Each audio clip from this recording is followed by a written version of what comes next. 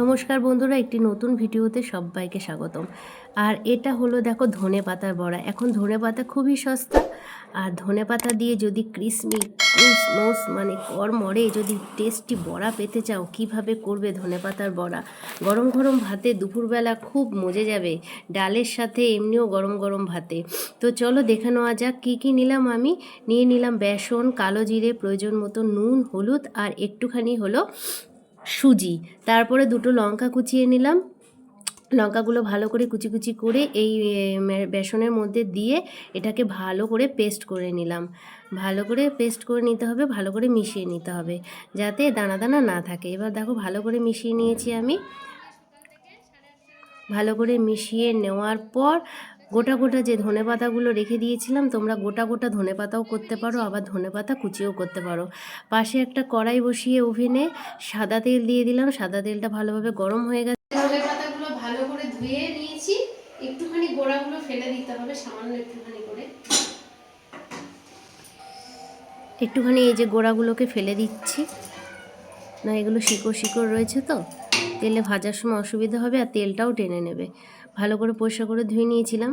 এইবার এরকম করে তোমরা গোটা গোটা ধনেপাতা 2-4টে নিয়ে গোটা গোটা গাছ সমেত মানে একটুখানি গোড়াটা ফেলে নেবে। এইভাবে বেসনে ডুবিয়ে গরম গরম ডুবো তেলে চুবিয়ে ভেজে নিলেই কড়মড়ে করে ভেজে নিলেই হয়ে যাবে ক্রিসমি ক্রিসমি ধনেপাতার বড়া। তা আমার ছেলে এই ধনেপাতার বড়া খুবই ভালোবাসে। কিছুদিন ধরেই দেখছি আমাদের পাড়ায় একটা চপের দোকান আছে, সেখান থেকে রোজ দেখি সন্ধ্যাবেলা হলেই দুটো করে ধনেপাতা ও নিয়ে এসে খাবে, ও দাদুর কাছ থেকে পয়সা নিয়ে। তা ভাবলাম আজকে বাড়িতে অনেকগুলো ধনেপাতা আছে, তাহলে ধনেপাতা বড়াটা করি, সবাই মিলে খাবো, ভালোই হবে। আর গরম গরম খাবার টাইমে যদি বড়াগুলোকে ভেজে নাও এইভাবে, তাহলে খুব সুন্দর লাগবে, একদম ক্রিসমি হবে, মানে মরমরে হবে একদম, মানে যেগুলো হচ্ছে পাকোড়া যেমন হয় কচমচে মানে মরমর টাইপের হবে। তা দেখো হালকা হালকা করে ভেজে নিতে হবে, হালকা আজে ভাজবেন কিন্তু একেবারে বাড়িয়ে দেবেন না, কারণ বাড়িয়ে দিলে উপরটা পুড়ে যাবে, ভেতরটা ভাজা হবে না। তাই হালকা আজে ভালো করে ভেজে নিলাম। দেখো পুরো হয়ে গেছে আমার বড়া, দেখেছো কত সুন্দর হয়েছে, দেখতেও যেমন সুন্দর, খেতেও। তারপরে বাকিটা না এরকম করে কুচিয়ে নিলাম।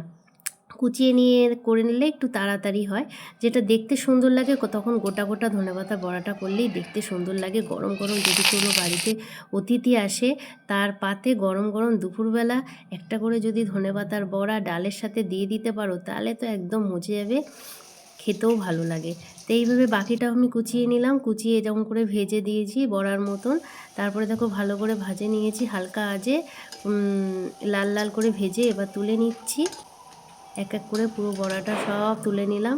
কিছুটা করেছি লম্বা লম্বা গোটা গোটা ধনেপাতার বড়া, আর কিছুটা বড়া কুচিয়ে নিয়েছি। দেখো দেখতে কত সুন্দর হয়েছে, কালারটাও দেখো কত সুন্দর হয়েছে, খেতেও কিন্তু দারুণ হয়েছে।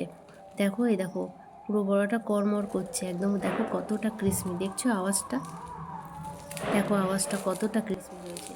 তো যদি ভিডিওটা ভালো লাগে অবশ্যই তোমাদের বন্ধুদেরকে শেয়ার করো, আর আমার পাশে থেকো। আর যারা এখনও চ্যানেলটাকে সাবস্ক্রাইব করোনি, প্লিজ বন্ধুরা চ্যানেলটাকে সাবস্ক্রাইব করে নিয়ে সাথে দেখো।